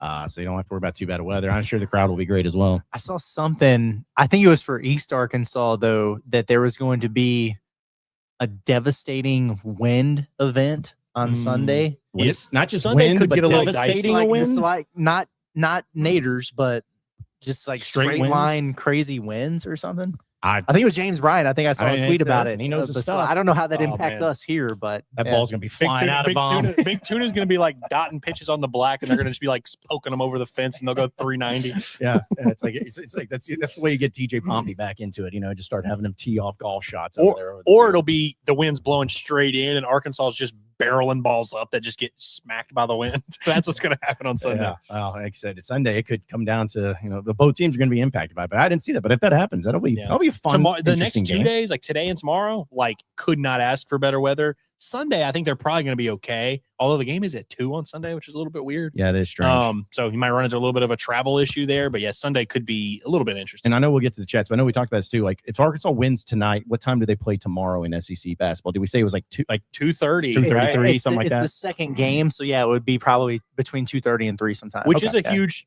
turnaround. I mean, huge aspect here. I mean, you finish this game at 10:45 ish or whatever. And then all of a sudden you're having to wake up immediately and be like, all right, now you're shooting around. Yeah, get ready to roll. Yeah, that is pretty brutal. It's pretty brutal. But either way, we're live at Alumni Hall, folks. Come on in, 3417 North College Avenue, inside AR20 for 20% off your purchase. Let's go ahead and get to some of your chats. I'm sure you guys have been great in here and saying some great things and whatnot. But super chats, super chats, could be silver chats. Get read first, so we all know. I just saw. So that's when you start calling them. Just change the name instead of silver chats. But from Ryan Silver Goat. Says, if we lose to OU and Kentucky upsets Florida, y'all will have to send a wellness check for me. That's what's going to mean. You're going to need a wellness for that? All right. Well, we'll do it. Well, neither one of those things are going to happen. No. What's the halftime score, by the way? Florida's winning comfortably. Okay. Yeah, 37-28. Okay. Okay. Yeah. So they like you said, weather the storm a little bit. Yeah. How about this? Look at this. Michigan's only up 2 on Ohio State with less than 4 minutes to go. But everybody's terrified of them. Not What's anymore. the name of that rivalry? The big game in the I was in just the big game. Yeah, which is I guess dumb. is that the big game there? I guess Ohio State haven't been relevant since Thad Matta, man. Like they just haven't been it Since So- Mark Titus. Yeah. Actually, I take that back. Didn't they? Who's the coach when they were the 2 seed and lost to Oral Roberts? Would that have been When Arkansas Holtzman? ended? Yeah. Holtzman. Okay. Yeah. DePaul legend, Yes. More meticulous than what was Rothstein's thing for him? It was like more meticulous. forensics officer or something. Yeah. I love how we've referenced John Rothstein. Rothstein's so the much, go, but- bro. This time of year, you got to be dropping at least 3 Rothstein Okay, references. Let into me. the chat. Okay, since this just made me think of it, I've been wanting. Maybe I'll reiterate it next week. But guys, like we think about championships and sports and stuff, and you think about certain commentators. Like like you think about the Masters, you think about Jim Nantz. College basketball, there are so many that I think of. Like who's the one that you think of when you think of the NCAA tournament basketball? Like the commentator, the broadcaster, whoever. Like who's the first name that you think of? Bill Rafferty. So I was about to say, Yeah. yeah. So like Bill Rafferty, Gus. like Gus Johnson's been great, dude. Even Kevin Harlan's had some calls. That's incredible. Harlan is so True, good, man. dude. He is so good on when he's calling play by play. He's the best. And then even Jim Nantz, I mean, was doing it for a Nantz, long time. yeah. Mhm. Championships. Iron Eagles getting up there. Yeah. Yeah. So I guess the point is like you have so many to choose from and all of that. College basketball, I would say, has the, obviously not the SEC network guys or whatever, but like when it comes to big game NCAA tournament, college basketball has been pretty blessed over the years. Like they don't have a ton of guys where you're like, oh crap, this guy's calling it. Yeah, it's great. And then John Fanta up next. oh man. I would love it. You only could do Big East games though. That's the thing. Is only can do Big East games. Only if Fanta's getting, if we can present Fanta with a stupid fan question at like the under 12 timeout of every first half and just let him go off. That's on what Twitter he space too. Like like get them involved there too. So yeah, I was just thinking about that because like I saw a compilation on scrolling TikTok and it was like Bill Rafferty's when he's ever said onions in the tournament. It's like onions double order sauteed. Oh man, it's great. I can't wait. I love this time of year, man. It's so much fun. Washburn Idol super chat says, play the gif of the Sooner wagon tipping over because it's time for Cinderella to go home. I like it. That. I like that. Yep, that's a good one. It's happened a few times there in Norman where it's almost like they don't know how to drive a wagon. you're trying to whip that turn too quick. It's dangerous. yeah. It's like we've seen them crash and burn a few times. I don't know what's worse. That's more dangerous for running with the buffalo at Colorado when it's like gotten loose. That's Buffalo's scary. crazy. That's scary. Yeah. I'm waiting for a mishap with the sword at USC one of these days. That's That would be rough. crazy. Did you guys see how the Big 12 abandoned that floor? Yes, LED I was gonna lights bring that probably up. Yeah. Sucks. Yeah, like who would have guessed that such an idea would not work out? It's like the Kansas State player was talking about how I had a migraine. I couldn't do anything out there. I was having a migraine, and then Christian Anderson for Texas Tech, like you're already down topping, and then he pulls his groin and had to come out of that game yesterday.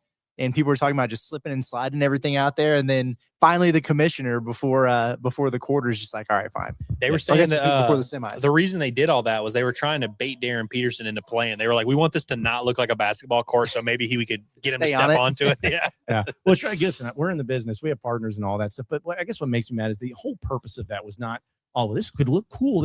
It's because they want to put ads on it eventually and make like, hey, this, because imagine if every court had this. That's all it was. And that's where I'm like, okay, you're not doing it for the betterment of the game. You're doing it to make more money. And that's what was kind of annoying. Yeah, I feel like if the SEC did that, which they never would, but if they did, I would be annoyed with it already. Oh, dude. Yeah. I'm pretty annoyed for when they will try it in 2029. But I would love to hear Cal after a game be asked about it and just him tee off about something else. Like, just be like, he's like, I don't know about you. I grew up. What do we play on? Hardwood floors. Yeah.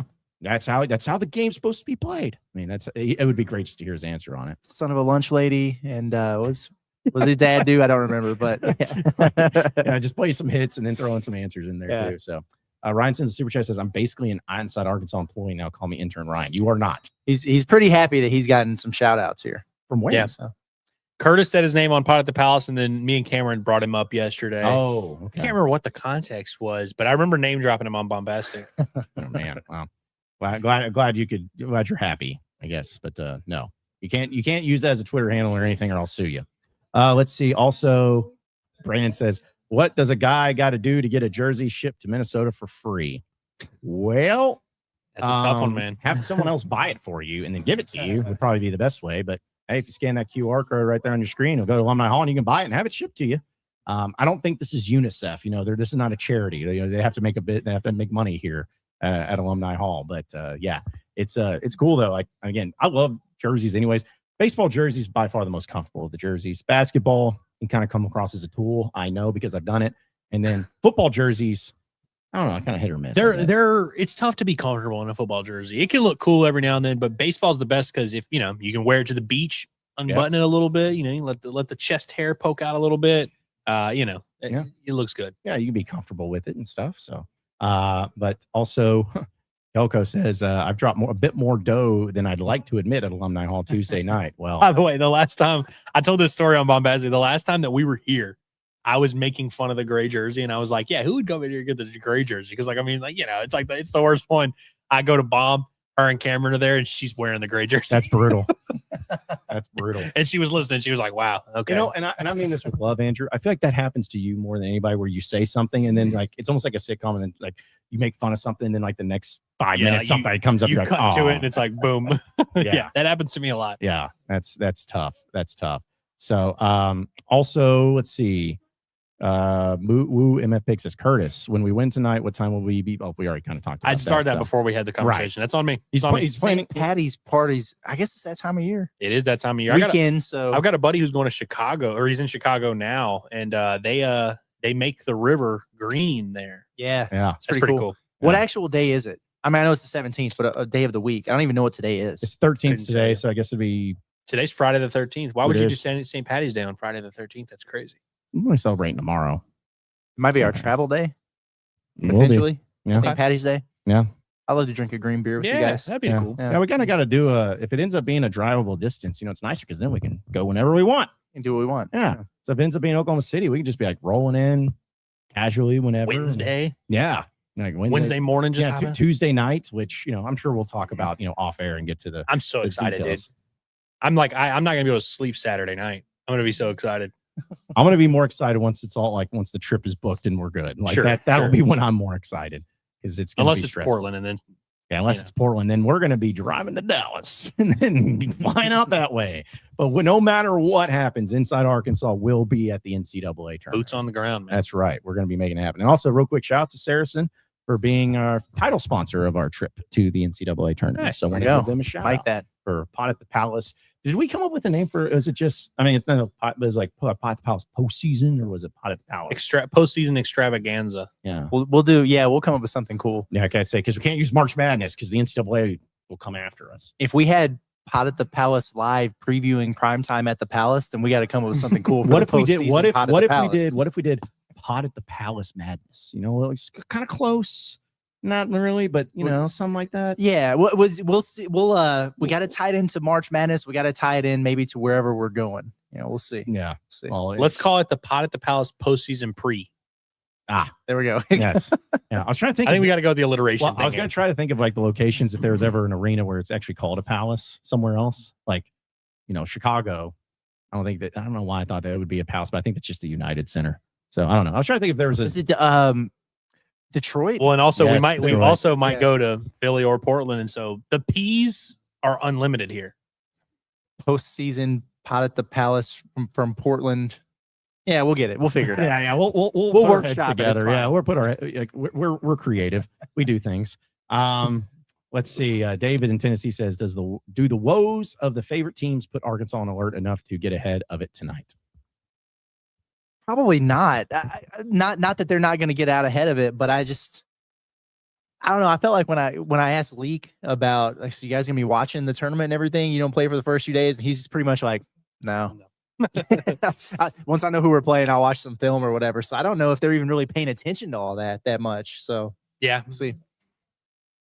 I'm sure they're dialed in on Oklahoma though. I saw Ken Coleman and Ronnie and Kevin Buddy were there scouting in person last night. So if Arkansas is just out there and they're getting burned for a bunch of threes, it's Chen Coleman's fault. There we go. This is his scout. Blaine Chen. So they just opened the doors here. I guess it's nice enough. It feels amazing. So. Yeah, when they rolled up that door at the facility earlier when we were at Pro Day, and it felt great in there for about 30 seconds. We didn't stay long enough to see the punts from Devin Bale, but they were getting set up to go do the punts out there. Oh, we saw a broad jump, 40-yard dash, and then we saw Mike Washington running in the trash cans, and then it was time to go. Yeah. We didn't even get to see Taylor throw. Mike Washington knocked over at least 3 trash cans. You know, they had like 4. They had them set up kind of like in the holes. You know, like on the line of scrimmage, and he was knocking them suckers over. Well, hopefully it was a very productive day for all of them. Where it's like, you know what, we were only going to draft you in the 5th round, but now. But once I saw you barrel over that can, I just realized, man, this guy's got a low thinner. They had a heck of a time with that little shuttle drill. Yes. They're putting up the hog out there. That's what I was wondering. So there's an inflatable hog they were putting out there. I thought that she was just wearing it. I'm like, that's an interesting costume. But the doors open here at Alumni Hall. Inside AR to 20% off is what you get if you come in here and get a chance to. We'll have the jersey drawing here in a bit too. So a few other ones here. Ryan actually says, Andrew, what kind of terrible husband doesn't take his wife with him? At least Curtis has an excuse and John has nobody. Thank you. Well, for one, I'm not a husband yet. Soon, but not quite a husband. But 2, who takes their spouse with them on work trips? You know, I mean, Hillary goes on work trips. She didn't take me. You know, she went to Philly not that long ago. Didn't you kind of take Hillary on a work trip? I have taken her before. I've taken her to Dallas, right? I took her to Arlington for sure. Yeah, I take her every now and then. But yeah, like NCAA tournament, especially like, you know, well, that's different. It's a boys trip, you know, like the boys just the 3 of us and then Hillary in the Airbnb. That'd be electric. But yeah, no, probably wouldn't happen. Just to be honest, I don't know if that would be great for anybody involved. It sounds like me and John would be bunking up. Yeah, it's like hey, you guys get your hotel, and me and Curtis will go to the cool Airbnb. Yeah. Plus, I mean, you guys know this. We were doing the math the other day of her PTO at work because she's got to save up like 2 weeks worth of it for whenever we get married and go on the honeymoon. We're gonna miss such a fat chunk. She really can't afford to take that many days off. Just like I can't afford to take that many. I mean, I could afford, but I'm basically going to work every day until August. Well, it's big time. Yeah. It's going to keep us busy too. Just so that whenever I abandon y'all for 10 days during fall camp, you won't hold it too much against me. Cause you'll be like, that boy was grinding in March.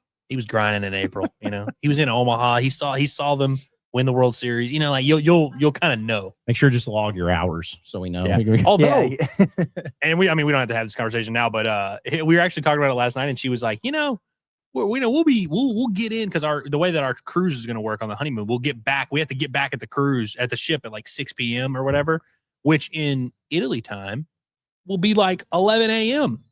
for you guys. So it's like there might be some Inside Arkansas Live appearances while I'm on my honeymoon in Italy. Let me give you a bit of advice from a married man. Don't do that. It's a trap. You think that's a trap? Don't do that. She successfully got me with one of those when Arkansas played Oklahoma in Tulsa, and we were in Chicago for the weekend. And she's like, I was like, yeah, I might just cover this game. And she's like, yeah, no big deal. And then after I did it, she was like, wow, you really worked. You really worked. I'm like, you know how I am. The only time that I didn't do my typical content when we were at Hog Sports was wedding and a little mini moon afterwards. Yeah. Mm-hmm. I was devastated I didn't get to cover that Cincinnati football game, but you know. It was a great game. It was. Yeah. Well, here's the thing, Andrew, if you pop on for any content while you're on your honeymoon, then I'm gonna be like, well, it might not be going well over there. And he's like, I gotta start working. I can't deal with this being away. It's like, well, I'm gonna be in my like Italian jumpsuit too. It's gonna be tremendous, actually. Andrew Ellis streaming from the sea. Yeah, I was like, I might just be out. I might be like Castaway out there. Talking to Wilson. Let's see. Big Lefty also says, could Robinette move to third and Rutenbar play first? So I can confirm for a fact Robinette can move to third. I know you look at Reese Robinette and he looks like the most first baseman of all first basemen. He was a third baseman in high school and he played there a lot in like scrimmages his first few years on campus. Now it turned out, first base is kind of the position for him. He's actually pretty good at third base. And so I think that's a possibility. I think Rutenbar, I don't know if he can play first. I've never seen it happen. I know that they're going to explore it, or they're at least considering it. I also wonder, Ryder Helfrich has caught almost every single inning this year. He is not every single game he started at catcher. I'd love for, because Helfrich's a good athlete. I feel like he could play first base, especially if Rutenbar continues to swing it. Let Rutenbar catch a game, because you need Helfrich's bat in the lineup. But like, I'd get him off his feet every now and then, or off his ass, I guess. Yeah, that works too. Let's see. Also, okay, we already addressed that one. Also, Reese Robinette is not left-handed in the field. He throws right-handed. I want to clear that up. Say that you okay. Ryan was saying you can't have a lefty third baseman. Well, he's not left-handed in the field. Ryan's wrong. I get him shocked. Butcher Boy says Andrew is Porter on his Bianco arc, about to be fired and go on a major run at the end of the season. Oklahoma is not winning the national championship this year. Listen, weirdly enough, well, no, probably not. I was gonna say Auburn might be the better candidate because if you remember that Ole Miss team in 2022 should not have made the tournament. Like they lost in the SEC tournament. And everybody was like, "Oh, they're screwed," and then they make it. I don't think Auburn's gonna win the national title, but they actually might be the way to the better path. But neither of those cats are doing anything in the tournament. Like I love that the Bianco, like we got to make it a baseball. Yeah, Bianco is like, well, who's going to have that? Has that ever happened? Ever? Like other than like Villanova in the '85, like where there's just. I wonder what's the closest to the bubble that a national champion has ever been. I think Nova was an 8 or 9 seed when they won it, but that was in the mid '80s. Shabazz Napier was like a 7 seed at UConn when he won it, I think. Yeah, there's been teams that almost did, like Kentucky was an 8 seed when they played in the title game. Yeah, UCLA I think was an 11. They went Final Four a few years ago. Yeah. George Mason was an 11 seed. Win Final Four. Oh yeah, they were a 10. You're right. Yes. Although I guess they won their conference tournament. So right. And then also wasn't like a Butler VCU like they. I mean, I don't think they were double digit, but they were lower. VCU might have been a 10. Yeah, they were definitely seed. Like not a powerhouse by any means. Man, those were good times. Those were good times of hopefully there's Cinderella stories, but doesn't go through Arkansas to get there. I wonder what the school is that no one's ever heard of that's going to be like a prominent feature in March Madness this year. Like I remember learning that St. Peter's existed when they beat Cal. I also remember learning who was the team UMBC. Yeah, beat Virginia. Yeah, the Golden Retrievers. That's one of my favorite things of like we could play a game of like name the schools that the only reason they exist is because of the NCAA tournament. Like a lot of them. Yeah, man. like Florida Gulf Coast. Yeah, Duquesne is one of those. Davidson, when Steph Curry put them on the map, like I didn't know anything about Davidson. At Pepperdine. That point. I remember Pepperdine ran. Pepperdine. Dude, that's a job that I would want if I'm Muss and things don't work out at USC. I'm taking the Pepperdine job. Yeah, go to the private Christian college. Also a IUPUI. I thought that was the most absurd name ever. You mean Fort Wayne, bro? Yeah, is that what that's what they've rebranded to? I think. Oh man, I missed the IUPUI. So I was just like, you have too many initials. You can't be a real school. But even Gonzaga, like I remember when Gonzaga jumped on the scene in the late '90s, early 2000s. Yeah, I'm old enough to remember when that was a thing. Yeah, when they were, you learned about Gonzaga. Then. They beat Florida, I think, is like to kind of start it, and it was even before. I know he's been there forever, but it was before Mark Few. It was the guy that I think went to Colorado or something afterwards. But either way, well, the success of Kent State brought us Stan Heath. Yeah, it sure did. So there's that. Sure did. Antonio Gates also helped out in that regard too. Fairleigh Dickinson. Yeah, that's another one. Lehigh and shout out to CJ McCollum. Gave Duke all they could handle, man. Norfolk State. So yeah, there's a lot of. Who did Norfolk beat Missouri? Missouri. Yes. Yep. Yeah. Beautiful. Frank Haith. Frank Haith won 30 games. Yeah, was that a 15-2? Yep, it was. It was the same year as Lehigh too. And there was a team that Mike Anderson left behind. They won the regular season in the Big 12, the conference tournament in the Big 12, won 30 games, and they lost in the first round. That was a year where the tournament, like the second round, was just insane because you just had like 14 versus 13 or whatever, and like all these like weird matchups. Was that the team that had that Phil Pressey dude on it? Yes. Yep. Yeah. At Pressey, he was a good player. Lawrence Bowers. Yep. Yeah. Yep. And Jordan Clarkson, I think. No, maybe. No, he was maybe a little bit. I just remember that was like the thing where I truly like. I mean, I always loved Mike Anderson, but I was like, when I really loved Mike Anderson, I'm like, dude, you gave up that team to come here? That was like, now, granted, great. Back then, he would have had everybody transfer in and join him, but I was like, man, that team was loaded. Yeah. Mike Anderson did not want talent on his roster. That was I was thinking of Oriaki. You guys remember him? Transferred from UConn. Yeah, but that was the next year I think he joined, and I remember it pissed me off because we couldn't get Alandis Harris to play. He had to sit out a year. Yeah. But they let Oriaki start. It's like I forgot that Alandis Harris just straight up, which back then it wasn't even that controversial, but it's like you actually had transfers sit out for an entire year. Yeah. What a time. What a crazy concept. Had 3 of them Muss's first year. Having that recently, and Bebe. Who ended up killing him in Little Rock. Oh yeah, Marcus Denman. It's a good pull. From Phil there. Yeah, no, that team was loaded with Mike Anderson stuff. But yeah, Muss's first year is just so aggravating because that's the fact that I know it's crazy. But the fact that team won like was it 19, 20 games with nobody, with a tall guy of 6'6". That's why we needed Connor Vanover to get that waiver because we were like, he's our only 5-man. Man. It's crazy how much of a difference he actually like legitimately would have made for that team. Just his presence. Yeah.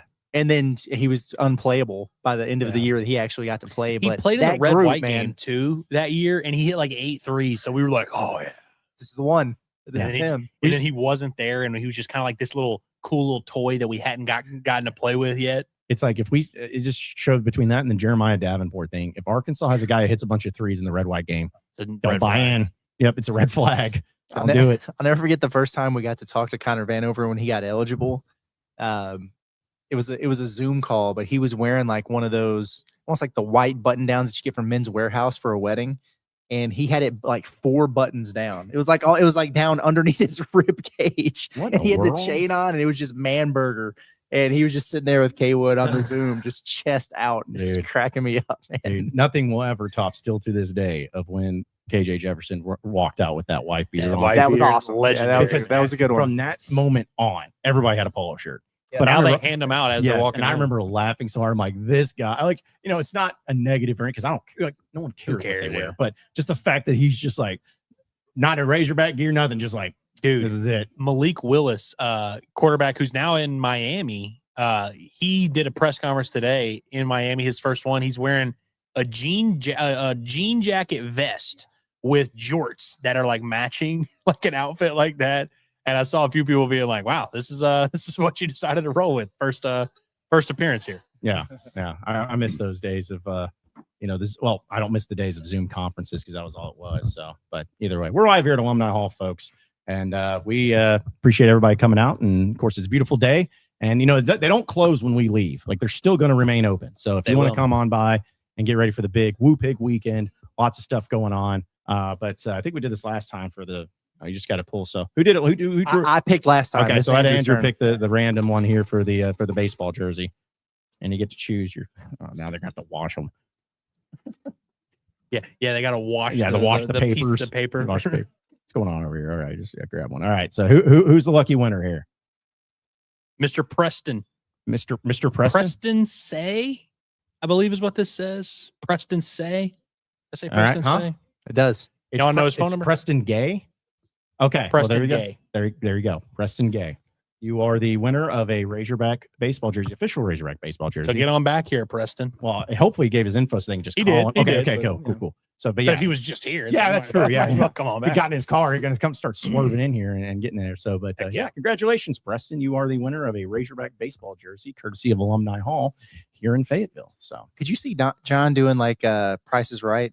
I could, yeah. John could definitely host a game show for sure. I think he could. I hope if it's, because there was a guy in here earlier that bought a bunch of Razorback baseball stuff. I'm hoping that was Preston. Yeah. I could see like that. Yeah. Actual retail price, $34.99. Yeah. Yeah. See, you killed it. That was great. Well, here's the deal. It's like, and this is so random. I'm going to post it. Like, my mom was on Prices Right. Really? Wait, what? And and my dad was looking for Bob a year. Barker? He got the full video. I want to send it to you guys of my mom on the Prices Right in the 70s. And it's you talk, because here's the deal. Like, when you think of you look back on the 70s, it's like you see like old this is like broadcast TV, so it's as high def, and it's freaks me out because it's like seeing your mom like however 50 years ago. She was 18 years old, and she almost won the game, but my grandmother screwed her over because she gave them the wrong numbers. But either way, wow, it blew my mind seeing that. So I did not know that. I wasn't aware either until just the other day. I was like, oh well, add it to the list. That's big time. Yeah, she was on the Price is Right with Bob Barker. So either way, anyways, live here at Alumni Hall. Appreciate everybody. Any final thoughts, guys, before we roll out of here for the day and for the weekend? I mean, enjoy it. This is an awesome day. It really is. There's already been a lot that's going on. This is the best time of the year for college basketball, and really looking forward to the game tonight. SEC baseball getting open. I mean, this is great. If you're just a fan of sports or you're a fan of the Razorbacks, which we have a little bit of both that appears in our chat, but there's no shortage of things to keep you occupied today. So enjoy the baseball game. Enjoy the basketball game. We don't care how late it is. Make sure you join us for the Pot the Palace post-game show afterwards. Believe in the pig. Believe that great things can happen to the pig, because great things can happen to the pig. Now, will they? Will they win either of their games tonight? I have no clue, but I can guarantee you that after the games, we will be there to break it down for you. We'll be there to talk about it. Come kick it with us. A little a little recorded version of the Bombastic Podcast, but then we're going to be live late night. So burn the midnight oil with us. Our first Friday night basketball stream, I guess. Maybe not. I guess we might have done one way back in non-conference play, but tonight, me and Curtis will be live until at least 1 a.m. Yeah, it's going to be busy afternoons and evenings every day. Tonight, tomorrow, and even on Sunday especially. Sunday, we got literally all sports going on. So it's going to be a very, very busy weekend. So be sure to tune in and tap in with us here at Inside Arkansas and subscribe to us. Really appreciate Alumni Hall having us out here once again on this beautiful day. If you come in, just ask for Jolie and tell her how awesome she is, as well as the Alumni Hall staff here. They're going to get you all taken care of. So it's always fun to come out here and appreciate them, appreciate all of you listening and watching in. And that'll do it for us today. For Andrew Ellis, Curtis Wilkerson, I'm John Neighbors. Same sports show, same sports channel. Next Monday, have a great weekend, everybody. And we'll see you tonight for Pot at the Palace post-game show.